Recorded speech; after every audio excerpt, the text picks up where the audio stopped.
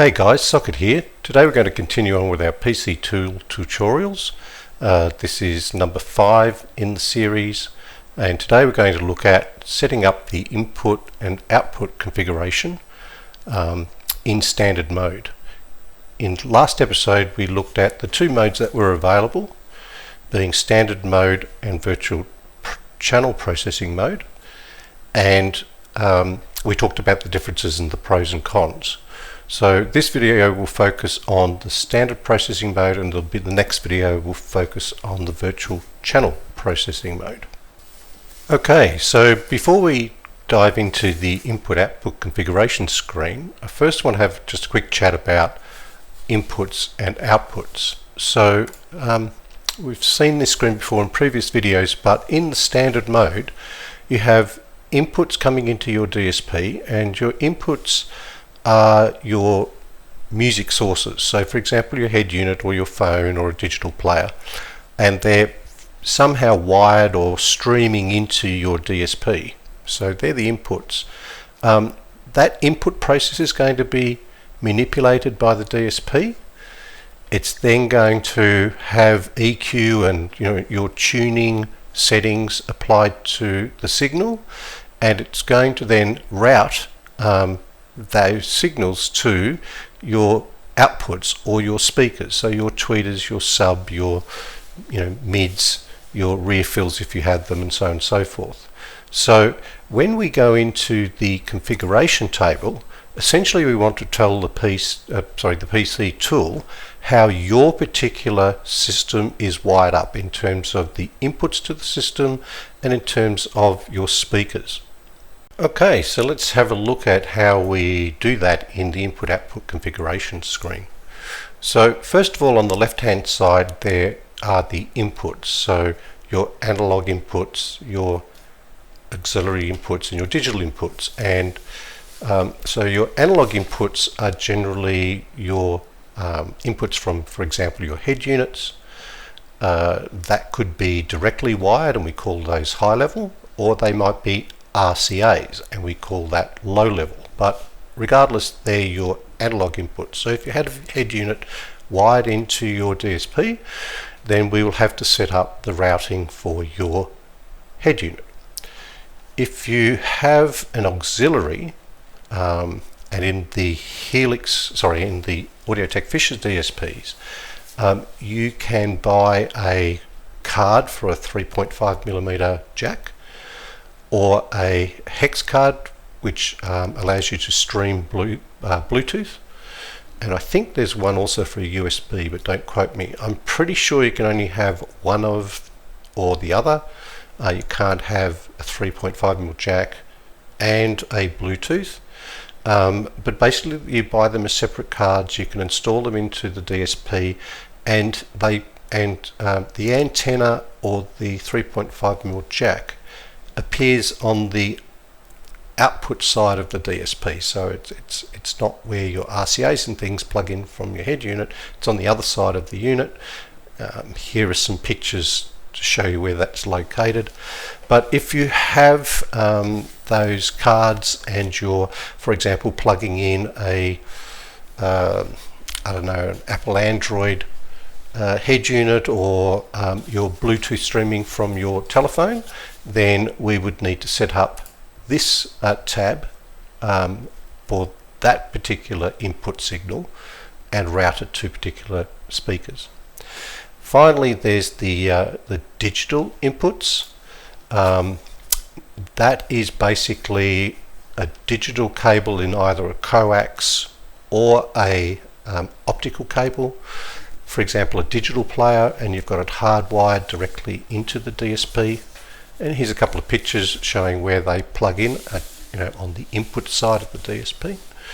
And so if you had that, we would have to do the routing for your digital input as well. So depending on the sources of music that you have going into your DSP, you may need to do this routing for analog, hex, or digital, and if you've got all three, then we'll have to do this 3 times. Okay, now that we've looked at the input side, let's have a look at the output side on the right hand side of the configuration screen. So here we have outputs A through to L. So there are 12 output channels on the Helix Ultra DSP. So here's a picture showing that. But you may have fewer than that depending on your model and brand of DSP. So what we need to tell the PC tool software is what speaker is plugged into each of your output channels. So for example, this is set up for a system that has tweeters, mids, a mid bass, rear fill, a center channel, and a front and a rear subwoofer. But your system may be different. This is the default for this particular model of DSP, but you can click on these pull downs and change that to whatever you like. So for example, I'm going to have left and right tweeter on A and B, left and right mid on C and D, mid bass on E and F. I'm going to have some rear fills, so I'll leave that on G and H, but I don't have any center channel, so I'm going to turn that off. And I don't have a front subwoofer, so I'm going to turn that off as well. Now you might decide to use those extra channels for putting in a super tweeter or some additional rear fill or something else. So, but in my case, I'm just going to use these channels. The main thing is that you tell the PC how your system is wired up and which speakers are plugged into each output. Okay, just another couple of little points about the output side of the configuration screen. So the first is that you'll notice that some of these channels have some little subtext underneath them. So output E has center FX, and K has sub FX, and L has sub FX, etc. That means that these particular channels have some additional sound effects that don't necessarily exist on other channels. So if you have subwoofers, you're best to apply them to K and L, so you can take advantage of the sub-control volume knob. That functionality, for example, doesn't exist if you put your subwoofers on outputs H and I. The second point I'd just like to make is once you set up the output configuration, you don't need to do it every time you change the input routing. It will stay the same, when I flip between auxiliary and digital. Okay, so you do it once and you don't need to touch it again unless you're adding new speakers or making some significant changes to your system. Okay, now that we've got our output set, let's go and do the routing on our inputs. So first of all, the aim is the same in terms of reflecting your input routing to match the way your car is wired up, like what signals are going into your DSP. So for example, analog is generally going to be your head unit. I find the easiest way to sort of do this is just get rid of all of this by right clicking on each of the options, so you've got a nice blank screen to work with. So we're going to start with main rating because that's our analog, and in your particular case you might have, for example, a front left and a front right signal coming in, you might have some rear signals coming in, and you might have a subwoofer signal coming in. So you might have 5 RCAs or 5 wires going into your high level and low level inputs. Well, of course it could be different depending on your car. So let's get rid of those for a moment. But so basically I want left and right going to my tweeters, front left and right going to my mids, and front left and right going to my mid bass. So my front stage, left right all the way down. And then for my rears, I'm going to have left going to my left rear and right going to my right rear. If I was doing differential rear fill, then I would put both right and left on my rears, and double click to invert the polarity on double click to invert the polarity on my right rear, and then do the same invert polarity on my left rear, and that would set up my rears for differential rear fill. And then of course I'm not going to use these other channels. They should have been turned off, but I am going to use my subwoofer input on for example,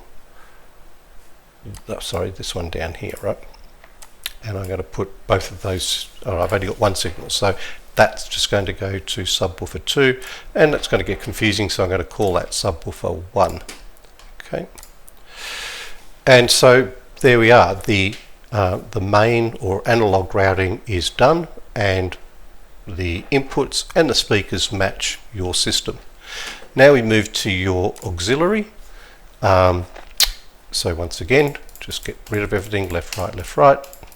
Now with your auxiliary, you'll only have a left and a right signal. So I'm going to just go left, right, all the way down. So onto my mids, onto my mid bass. I'm going to just set up my rears for as normal, and for my sub I'm going to give it both signals, 50% each. And you can actually double click on that and change the splits if you like. I'm going to make that for whatever reason 30% on that one and 70% on the other.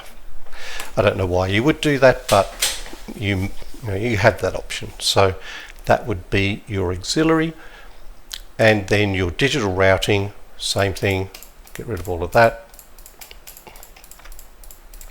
So now I've got my optical digital player going into my optical cable straight into the DSP, so once again my front stage, left, right, all the way down.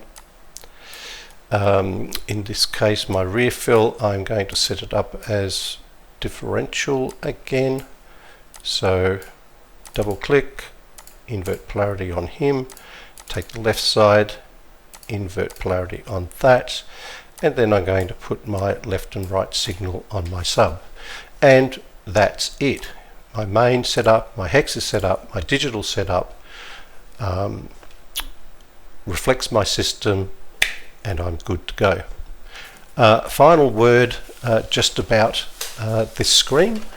You will notice that up here in this top corner that there's it tells you the routing, it tells you the gain that you can apply to your to this main routing or to your inputs, and it tells you signal detection off. That's to do with we haven't set that up yet. That's sort of set up in your DCM menu, but we'll talk about that later.